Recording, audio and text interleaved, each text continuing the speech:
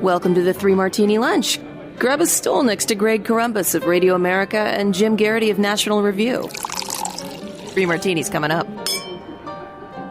So glad you are joining us for the Monday edition of the Three Martini Lunch. We don't have any good martinis for you, but we got two great sponsors today. First, we've got expressvpn.com/martini. We'll tell you all about them in just a little bit. Then there's also Gabby. If you give them 2 minutes, they'll be able to match your existing auto or homeowner's insurance policy against all the others, and you can find out how much you can save. That's Gabby.com/martini. So we'll get to both of those in just a little bit. Jim, like I said, have no good martinis today. We've got two bad ones, and the first bad martini is breaking news. This is Dan Patrick, for my money, the greatest SportsCenter anchor of all time back in the 1990s. But he's been gone for a long time from SportsCenter, but he's been a radio host for a long time now. Today, breaking big news about the Big Ten and beyond when it comes to college football and COVID, and none of it's good. Here's the information I got almost an hour ago. The Big Ten and Pac-12 will cancel their football seasons tomorrow. The ACC and the Big 12 are on the fence. The SEC is trying to get a delay to have teams join them. The SEC is looking at exclusive TV contracts. So once again, then I followed up with my source and I said, so the Big Ten and Pac-12 canceled tomorrow. That's what I'm told this morning. 3 Big Ten teams that I've spoken with said it's done.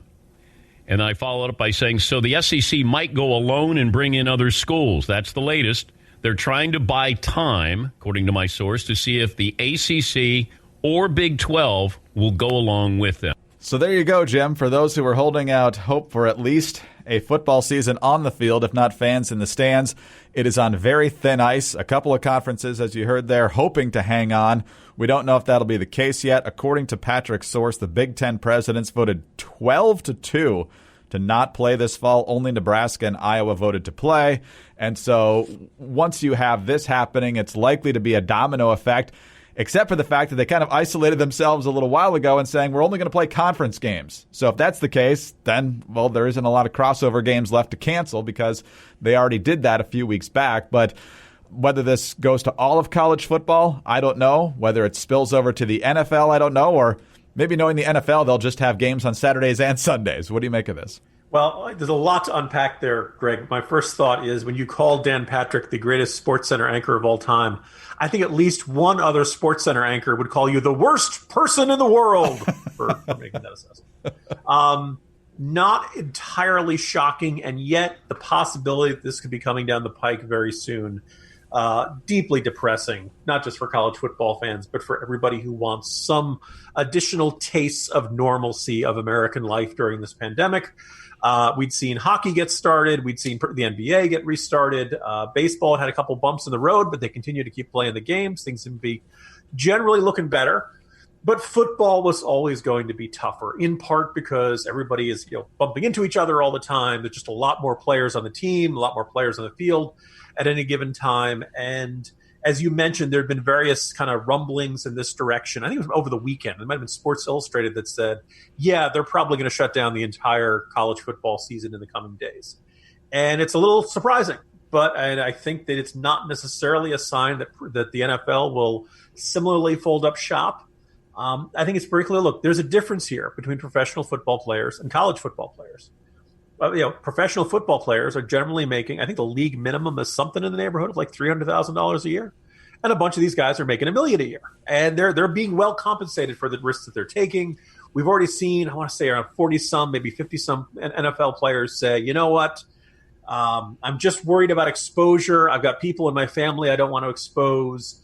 I've got my money. I will sit out a year, and I will come back in a year when everybody's got a vaccine or things next season will be better, and I'll take that chance because I don't want to get it. And look, these guys have reasonable concerns that, yeah, maybe they get it and they have no lingering health effects. But we saw with one of the Red Sox pitchers who had aggravated a heart issue. You could have lingering health issues from this. I don't think NFL players are crazy for opting out. And then the question is, okay, what do you do with all these college players who are getting scholarships for this, but who are not getting paid millions of dollars, and who might say, wait a second, I don't want to put myself at risk for a significant health expense. Do I want to go out and do this? Some of these guys are going to go on to the pros, but a whole bunch of these guys aren't going to go on to the pros. And there's a question of, can you play college football safely? Can you have this many guys in the field, linemen bumping up against each other, tackling each other? At some point, does the virus get spread from one person to other in a way that just isn't safe? And people have been grappling with that from the beginning of this pandemic and facing this question. Well, the rubber is meeting the road. It is getting to early to mid-August. If you're going to have college football, you got to, either pull the trigger now and say, yes, we're going to do it, or you got to say, look, this is just no way to do this safe. We're not going to do this. And it looks like it's leaning in that direction. I think it's going to be a colossal disappointment, but I think probably understandable. I think this is, again, compared to all, the NBA has functioned in a way because they're doing a bubble, and so has the NHL. You can't do that for college football. There are just too many teams, too many places. You can keep fans out of the stands. You can try to minimize. But again, one of the things that's making these two winter leagues function is that they're keeping people, minimizing the exposure to other people. Very tough to do with college football players. And just too many guys, too much interaction, too much chances of somebody going off to a party or interacting with somebody in some way that increases the risk of exposure. I think they're going in this direction, and it's going to be enormously disappointing. But it's just, I think that people are putting together just looking at the logistic and the medical risk and realizing there is not a way to play college football in a way that does not put anybody at risk for a serious infection. And it's going to be frustrating. I can see, the phone lines lighting up on sports radio, but I can't begrudge any of these young men for saying, hey, I'm not so sure I want to go ahead with this. I'd be curious to see what the players do on here. Obviously, the university leaders have their own reasons for voting the way they're going to vote here, and I guess different conferences are looking at different solutions here. Jim, I know that there was some chatter there for a while about redesigning helmets to limit, hopefully, the potential spread of COVID. But as we all know, the only person who's ever really successfully designed a helmet to completely avoid that is Darth Vader. So that's going to be difficult. Some of the designs did look, Star Wars-y or something like that. I think it's unlikely they'll be able to make a giant, vast change like that. By the way, the consequence of this is going to be that, for the 50, I don't know if you would say 100, for the top football programs in America, those are huge moneymakers for the schools. And the schools have set out their budgets kind of expecting they were going to have revenues, if not full ticket revenues and all the stuff that comes from people tailgating and parking fees and buying the hot dogs and beer and the luxury boxes and all the just money hand over fist for college sports. It's, they're not going to have that, but at least we'll still have the television revenue. Well, maybe they won't have that either. And it'd be we've been talking about the coming collapse of higher education for a long time. It'd be a strange irony, but I think a very serious possibility that the end of college football, coming on the heels of the cancellation of the March Madness NCAA basketball tournaments, would be the trigger that basically causes some sort of giant lasting change in how not just college athletics operate, but I think higher education operates in the entire country.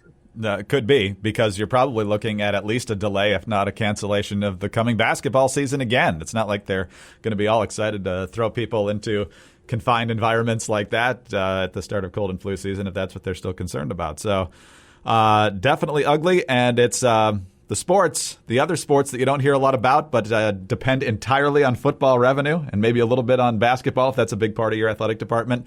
They're going to be in a world of hurt. And you've already seen some programs getting canceled in some of the mid-major conferences, like the Mid-American Conference. You're going to see that at some of the big schools now. The low or no revenue sports on their own are going to get the axe, and the Title IX people are not going to be happy. So that's going to be an interesting fight to watch. But if you don't have football to watch, at least at the collegiate level, we'll see what the NFL does, but at the collegiate level, there's something you're going to watch, right? So you got to figure out where to watch it, what to watch, and that's where ExpressVPN can help you out a little bit here, because in addition to making sure that your online searches are secure, ExpressVPN is also going to make sure that your internet entertainment options are also secure. ExpressVPN lets you access the internet as if you're from a different country. Netflix has different shows and movies available depending on where you are. With ExpressVPN, you can unlock thousands of new shows and movies from streaming libraries around the globe. There are hundreds of VPNs out there, but ExpressVPN is ridiculously fast. You can stream everything in HD quality with zero buffering. ExpressVPN is available on every device: phones, laptops, tablets, even your TV. And you can use ExpressVPN to unlock content. ExpressVPN works with many streaming services, whether it's Netflix, Amazon Prime, BBC iPlayer, YouTube, and many more. You can choose from almost 100 different countries. And it's so simple to use. Just fire up the ExpressVPN app, change your location, hit connect, and then refresh the page, and the show or movie you want to watch will magically appear. You can watch things like Star Trek Discovery off of Netflix UK or Brooklyn Nine-Nine, Netflix Canada, even The Fresh Prince of Bel-Air, Netflix Australia. So tons of options, recent, not so recent, really is, everything you could want from all these streaming services right there at your fingertips with ExpressVPN. And if you use our link right now at expressvpn.com/martini, you can get an extra 3 months of ExpressVPN for free. That's expressvpn.com/martini. All right, Jim, let's move to our second bad martini now. And urban violence once again rearing its head, this time in Chicago. Just about every Monday, we're hearing the grim statistics of how many people were shot and killed over the previous weekend. But now we've got an even bigger uprising there. According to Fox News, videos circulating online show widespread looting and clashes with police across Chicago's Magnificent Mile shopping district early Monday, sparked by an officer-involved shooting hours earlier that left a 20-year-old man wounded. Chicago Police Superintendent David Brown said as of Monday morning, responding units have arrested more than 100 people so far on charges ranging from disorderly conduct to battery against police. He added that 13 officers were hurt in the unrest, including a sergeant struck in the face with a bottle and an officer who had his nose broken while scuffling with a group of looters. He says, quote, "This was not an organized protest. Rather, this was an incident of pure criminality. This was an act of violence against our police officers and against our city." And according to the story, and I think there's a number of witnesses to this as well, the person that got shot by the police shot at the police first. So they shot back and wounded him, yet that story is not good enough for the rioters, and so they're taking it out on the nice part of town, Jim, which is why we're getting lots of attention on this today. Look, this is a terrible situation, but I did kind of look at this morning, including the reports have got U-Hauls. Right? When you bring a U-Haul to the Magnificent Mile, it's not. This isn't about George Floyd anymore, right? This is not about police brutality. Now you're just like, oh, this is an excuse for me to break into stores and take stuff. When Portland goes nuts, people kind of roll. I think a lot of people around the country just kind of roll their eyes. It's Portland. We saw Portlandia. It was always full of these weirdos. The old joke, it's where young people go to retire. It was fun. Seattle and the CHOP or the Capitol Hill Autonomous Zone or whatever it was. People kind of say, okay, they've got a whole bunch of weirdo left-wingers out there and, really terrible, class divisions and wealthy and poor. And okay. Chicago has gun violence that is off the charts compared to most other cities. And, when people use, oh my God, you see, 24 people were shot last weekend, okay. When it happens in the downtown business district, when you see it right, these giant chain stores that everybody recognizes, when you see them raising the bridges like a scene out of one of the Batman movies that they filmed in Chicago, I'd like to think this gets people to sit up and say, oh, okay, this isn't just the usual suspects. This isn't just, and of course, all of the gaslighting that has gone on with the, mostly peaceful protesters involved in mostly peaceful rioting. Ali Velshi insisting that most of the demonstrators are peaceful as a building burns to the ground behind him. Like, I think it's at the point where it's so bad, people cannot really grasp it. That it's not easily denied. The spin's not going to work. The federal agents left Portland, and then they tried to burn down the police union building. This is not about George Floyd anymore. This is not about protests. This is basically people who believe they can use violence to get what they want, and it's not politically justifiable. It is not an understanding. It is not poetic anger or whatever the heck the New York Times op-ed page called it the other day. It is an egregious effort to basically thrive in chaos and to take advantage of city officials who are afraid to stand up for law and order, afraid to stand up for the rights of their citizens, who are basically so terrified of having a primary challenger to their left. They've basically decided, I will not stand up to these people. I concede the streets to you. My suspicion is that Chicago Mayor Lori Lightfoot is not going to get another term.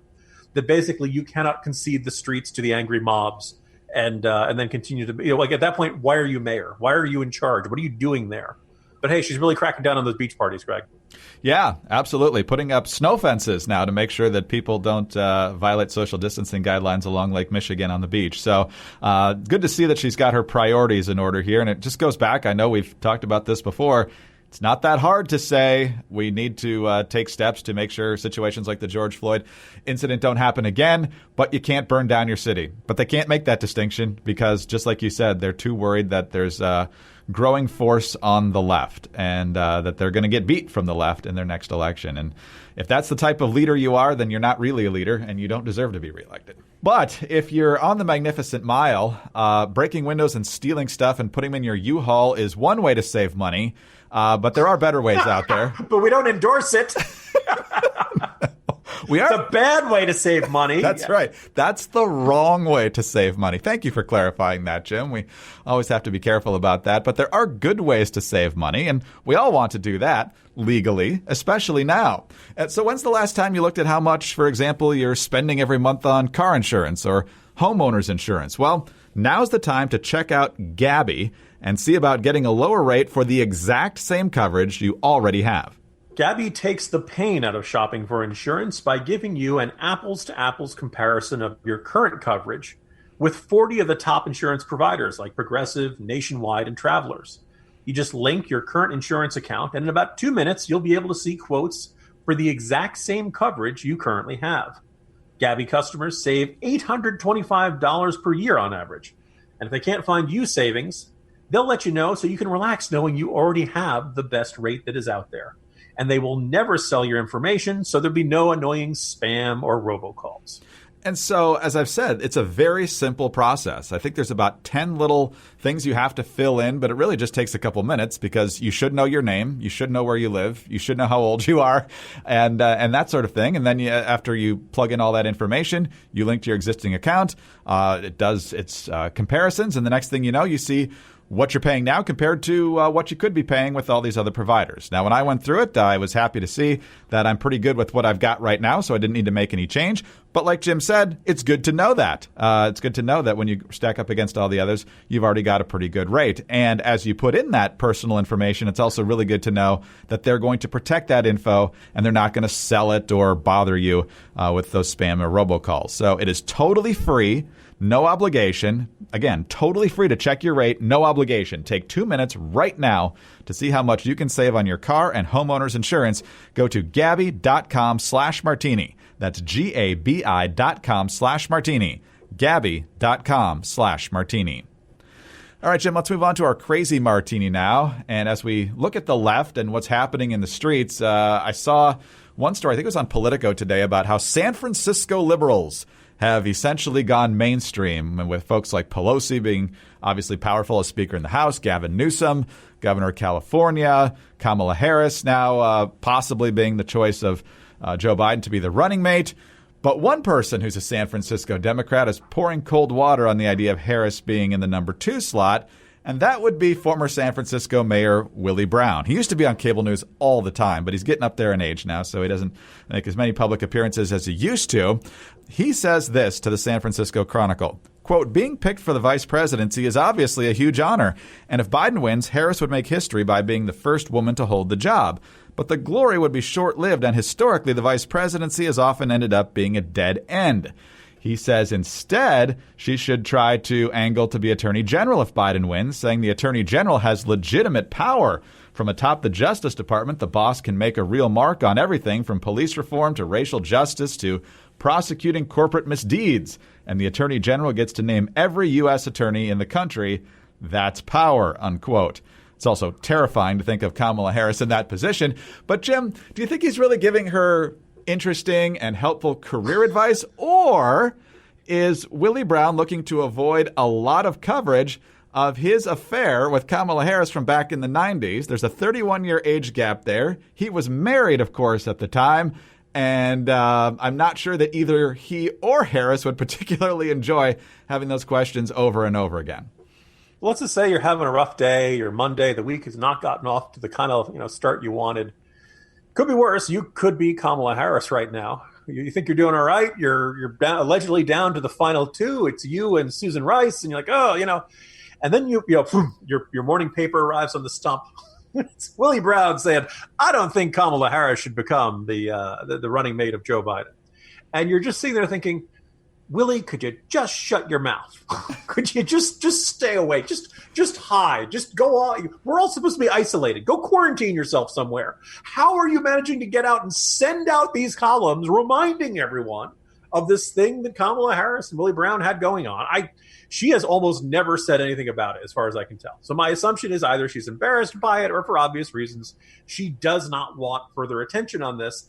The fact that Willie Brown jumps out and says, hey, she shouldn't take the running mate position. First of all, nobody turns down the running mate. Hey, would you like to be a heartbeat away from the presidency when that heartbeat is Joe Biden's?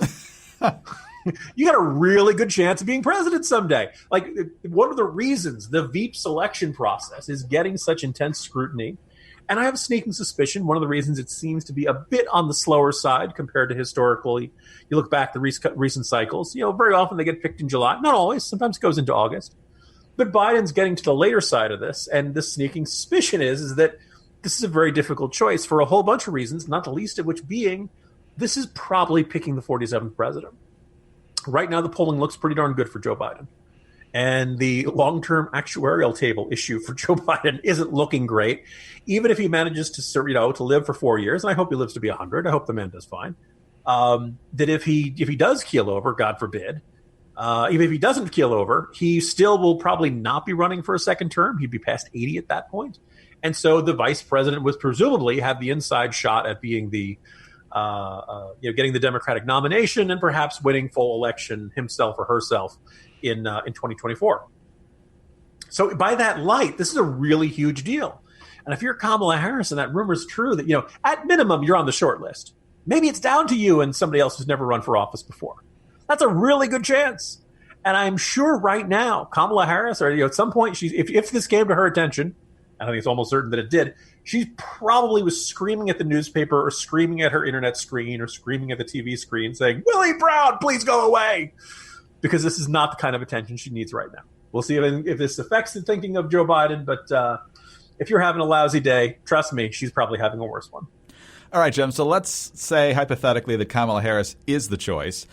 Is the media reaction and Democrats going to be one of these three things or a combination of two or all three of these? Number one, it was 25 years ago, around 1995, that they had this affair. So technically it's actually before Clinton-Lewinsky. Number two, they'll try to figure out a way that adultery isn't that big of a deal. Or three, that she had to do this. It wasn't right, but she had to do it because of the patriarchal system. It was the only way she could get ahead. Oh, I think number three is the most dangerous option. I think a combination of it was a long time ago. This is nobody's business but theirs, and probably a lot of but Trump also. They'll probably say, oh, look what giant hypocrites the Republicans have been, yada, yada, yada. I do think at some point, the interesting thing will be they've managed to keep Biden hidden or minimal interactions with the press, right? Joe Biden's not sitting down for the Chris Wallace interviews. He's not sitting for the Jonathan Swan interviews. And when he does do these, what seemed like not terribly tough interviews at the National Association of Black and Latino or Black and Hispanic Journalists, et cetera, he manages to create some gaffes.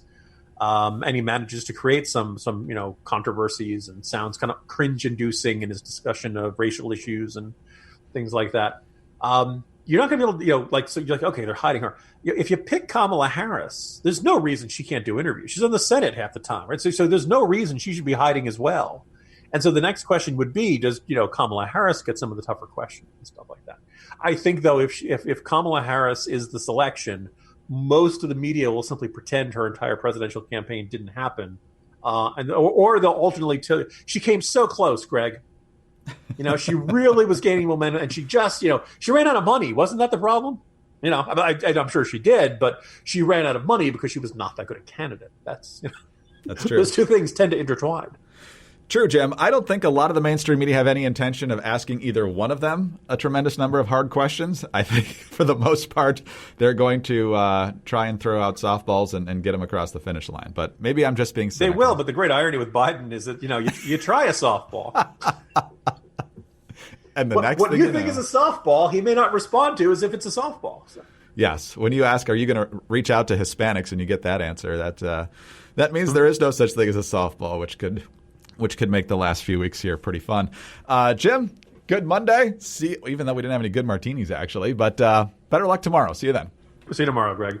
Jim Garrity, National Review. I'm Greg Corombos, Radio America. Thanks for being with us today. Don't forget our two great sponsors, expressvpn.com/martini and Gabi, GABI.com/martini.